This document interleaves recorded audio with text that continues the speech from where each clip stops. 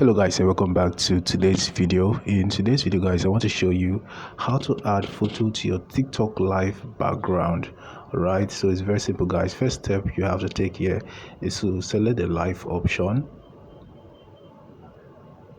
Now once that has been selected, just before you click on the go live button, choose the effects, click on the effects, and now we are going to look for this effect called green screen.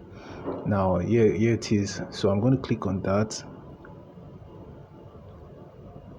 Now you find this plus icon right here, go ahead and tap on that. Now once you tap on that, you have to choose the photo you want to add to your TikTok live background from your phone. Now this could be a saved photo, so go ahead and choose it.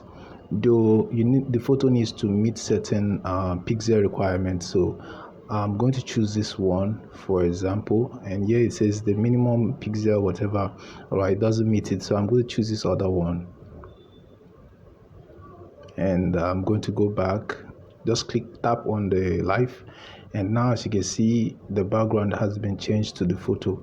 So guys, this is how you can add photo to your TikTok live background. Hope this guide was helpful. If it was, give this video a like and equally subscribe to this channel to get more tips like this. Thanks for watching, and I'll see you in my next video.